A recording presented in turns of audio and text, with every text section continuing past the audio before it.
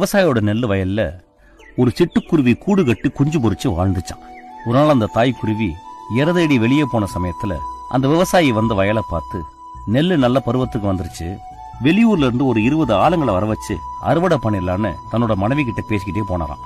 அதை கேட்டுக்கிட்டு இருந்த குஞ்சுங்க தாய்க்குருவி வந்த உடனே அழுதுகிட்டே விஷயத்த சொல்லிச்சுங்களாம்.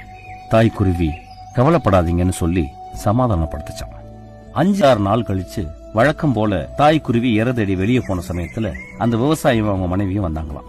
நெல்லு நல்லா முத்திருக்கு, இதுக்கு மேல வெளியூர் ஆளுங்களை நம்பி பிரயோஜனம் இல்ல, நம்ம ஊர்லயே ஒரு 10 பேரை வச்சு அறுவடை பண்ணிடலான்னு பேசிக்கிட்டே போனாங்களாம்.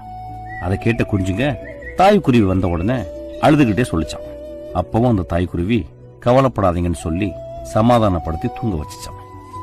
திரும்ப ஒரு 5 நாள் கழிச்சு விவசாயியும் அவங்க மனைவியும் வந்து, இதுக்கு மேல நெல்ல அறுக்காம விட்டா எல்லாம் வீணா போயிடும், வெளியாளுங்களை நம்பி பிரயோஜனம் இல்ல, நடக்கிறது நடக்கட்டும், நாளைக்கு நம்மளே இறங்கி அறுத்துடலான்னு பேசிக்கிட்டே போனாங்களாம்.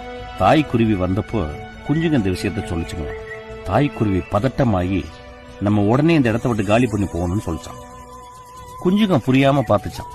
அந்த தாய்க்குருவி சொல்லிச்சான், ஒரு வேலையை செய்யறதுக்கு ஒருத்தன் மத்தவங்களை நம்பிக்கிட்டு இருக்க வரைக்கும் அந்த வேலை நடக்கவே நடக்காது. எப்போ ஒருத்தன் தன்னை நம்பி நம்மளே இறங்கி செய்யலான்னு முடிவுக்கு வந்துட்டானோ அதுக்கு மேல அந்த வேலை நடக்காம இருக்கிறதுக்கு வாய்ப்பு இல்லைன்னு சொல்லிச்சான்.